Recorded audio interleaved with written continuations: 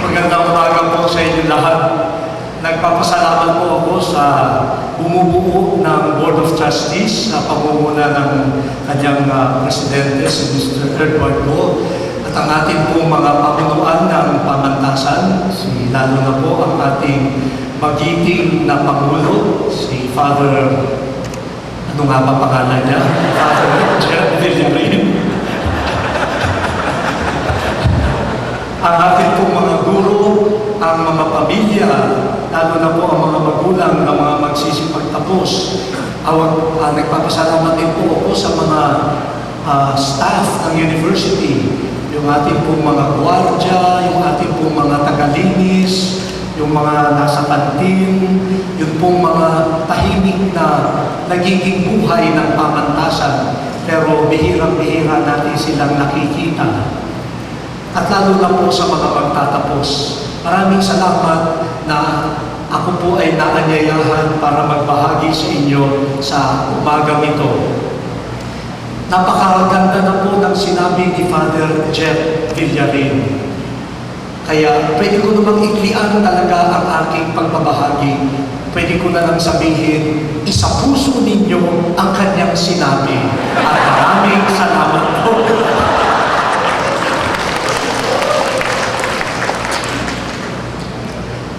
Pero nakatayo na po ako sa harapan ninyo, kaya pangangatawanan ko na. Hindi ko ito pakakahabaan dahil alam ko naman ang mga magtatapos ay walang interes sa pakikinig sa commencement speech. Wow, iba kayo. Kasi nung kami ay nagtapos noong 1977, yung centennial ng pagtatapos ni Jose Rizal. Kung tatanungin ninyo ako kung ano ang sinabi ng speaker, aaminin ko sa inyo, wala akong natatandaan. Ang gusto lang namin ay makatapos at makaharap na sa mundo. Yan naman ang gusto ninyo. Siguro yung iba sa inyo ay nagmamadali na umalis sa pamantasang ito. Huwag kayong mag-alala.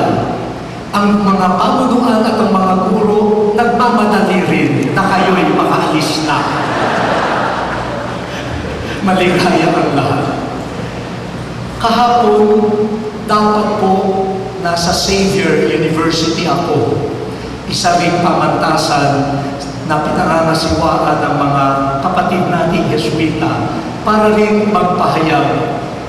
Subalit kahapon lang po ako dumating mula sa Roma. Nakakapagod pala ang conclave. Pero nagpapasalamat tayo sa Diyos sa biyaya na tayo meron na muling Santo Padre. At yung kanyang ikalawang misa sa aming mga kardinal, ang sabi niya, ang aking ama, si San Ignacio. Kaya, bagamat malayo siya, pwede bang palakpakan natin itong anak ni San Ignacio na ngayon ay si Papa Francesco. Lakasan pa ninyo. Matutulog siya lang.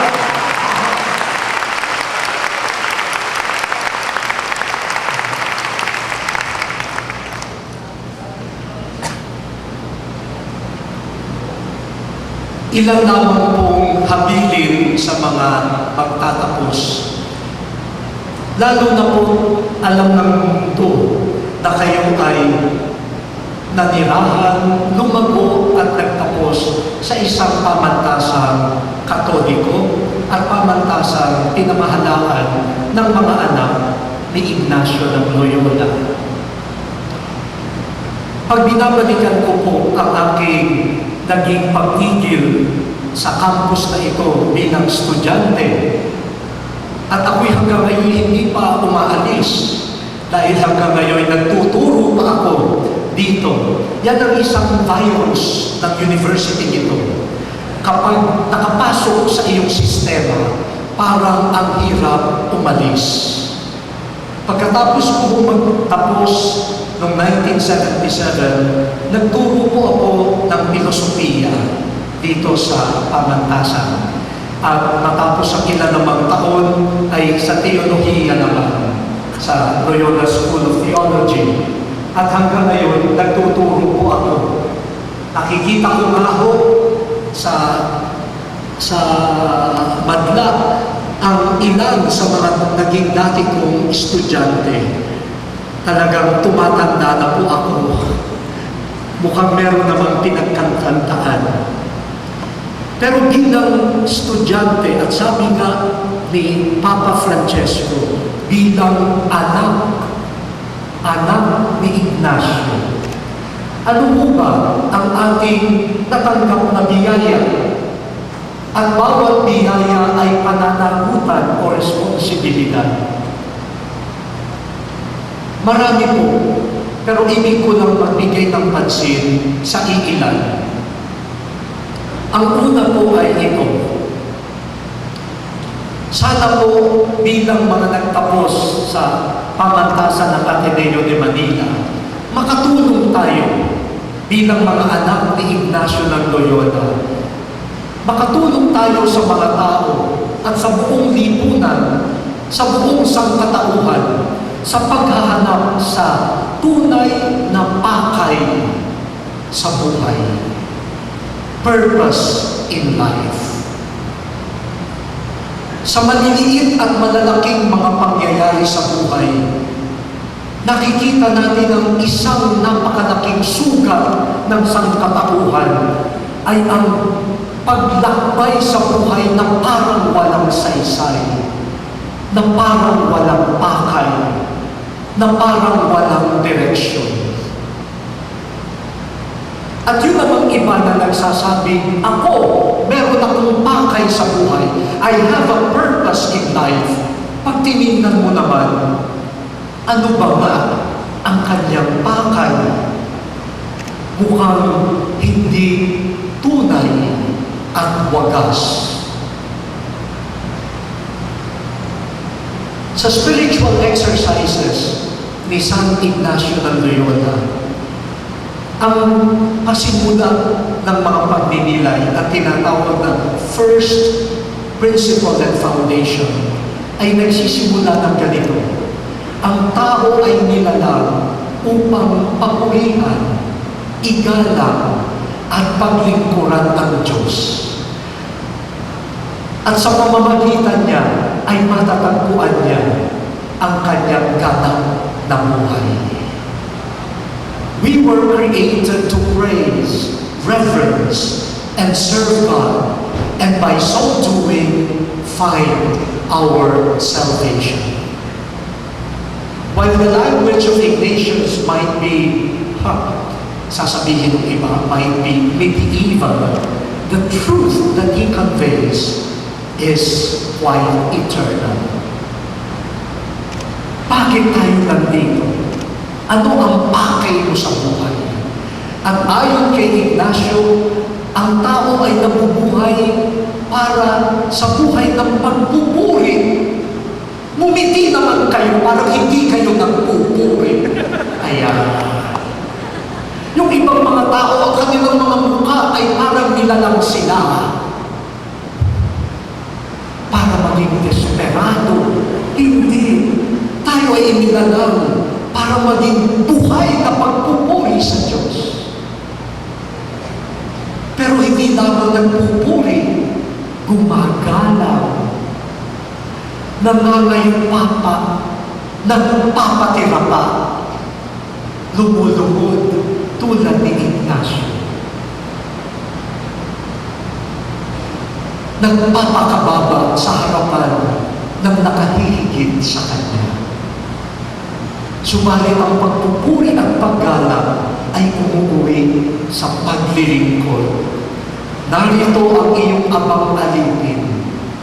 Isugo mo ako. Kung saan mo man ako ibig maglingkod, narito ako. Kung titignan po natin yan, ang pakay pala ng buhay ay tayo, ay sumaibayo sa ating sarili.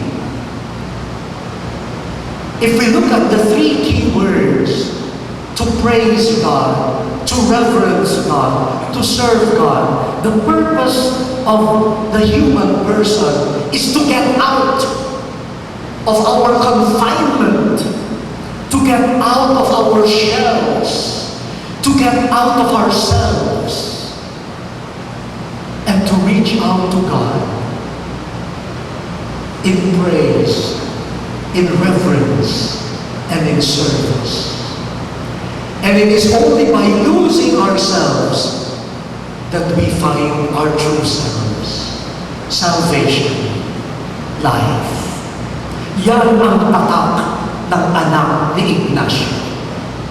Kayong mga graduates, kapag kayo ay tinanong ko at ano ang pakay mo sa buhay, at ang sagot mo, gusto kong umasenso, patay.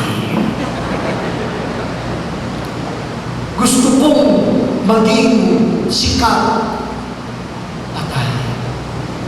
Gusto kong yumaman, patay. Sayang ang ginastos ng inyong mga magulang. Sayang ang boses ng inyong mga guro na nagasgas. Sayang.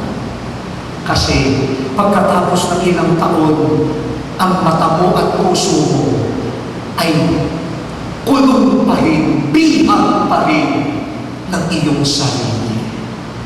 At yan ang napakadaling daan para masira ang sarili at masira ang lipunan. Mga anak ni Ignacio, ano ang pakay mo sa buhay? Alam po ninyo, siguro naman nabasa ninyo yung reglamento ng paano ginagawa ang conclave. Yun po ay nakapublish. Kaya hindi naman ako lalabang sa oath of secrecy kasi nakapublish. Nung binabasa ko pa lang, sabi ko, napakarami namang ritual. Nakakapagod. Hindi ko nga mamemorya at matandaan ang gagawin mo sa bawat yugto ng conclave. Lalo na po yung sinasabi na sa pagdadala mo ng iyong balot doon sa altar, bawat balota, bawat boto, ang kardinal habang hawak ang kanyang balota ay may babasahin na nakakakilabot. Tinatawagan ko ang Panginoong Jesucristo bilang aking saksi at siya ang hukom na haharapin ko sa katapusan ng aking buhay. At sa kanyang harapan, sinasabi ko na ang pangalan na sinulat ko rito ay ang aking napili ayon sa konsyensya bilang nararapat na maging Santo Papa. Biruin niyo kung 5 beses ang botohan, 5 beses na uulitin namin yung isa-isa. Nung una, sabi ko, hindi ba po pwede sabihin to sa umpisa at tapos na? Alam niyo, nung bandang huli, nakita ko yung punto. Para akong, yung buong conclave, para akong nasa mahabang liturgy. It was a long period of worship. It was a long period of refocusing. What is the purpose of your being here? And you die to self. You die to your projects. You die to your opinions and your programs. And you seek only what is God's purpose. At tignan ninyo, unti-unti, noong ang pakay ay papurihan lang ng Diyos, igalang lamang ang kanyang kalooban at paglingkuran siya. Biruin ninyo, 115 lamang ang boboto ng isang head para sa mahigit 1 bilyon na Katoliko. Pagkatapos ng 2 araw, tapos na and back to normal. E tignan naman ninyo tayo, hanggang ngayon, minsan, hindi pa natin alam kung sino talaga ang nanalong mayor, ang nanalong congressman, ang nanalong gobernador, pati nga kung sino ang presidente noong nakaraang taon. Bakit? Kasi ang pagboto hindi yata malinaw sa pakay. Kapag nasira ang pakay ng tao, sira ang pakay ng lipunan. Mga graduates, ilan kayo? 4,000. Sasabihin ng iba, ano naman ang magagawa ng 4,000 para sa pagbabago ng halos 70 milyon na Pilipino? Huwag niyong maliitin ang 115 kardinal na kapaghandog ng Santo Papa para sa mahigit 1 bilyon na Katoliko. If your purpose is clear and it is not directed to self-promotion and self-propagation, then you can really be an asset to society and to the world.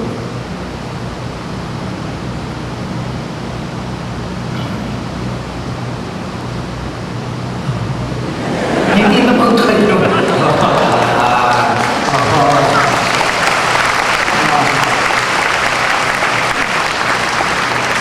Anong ibig nyo sabihin? Umupo na ako.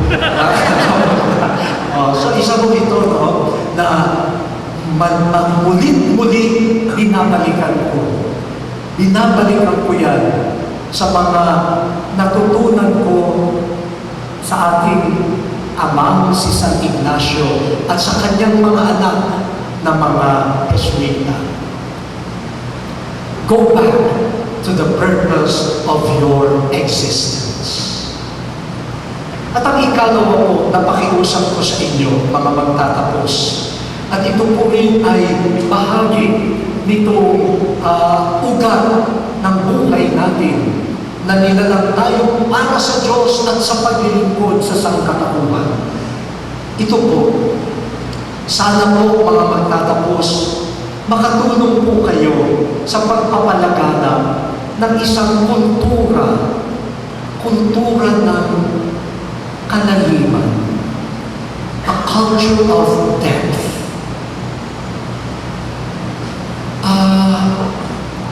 Nakakalungkot po na parang ang dali-daling sakyan at tanggapin ang lumalaganap na kultura ng kababawan. A culture of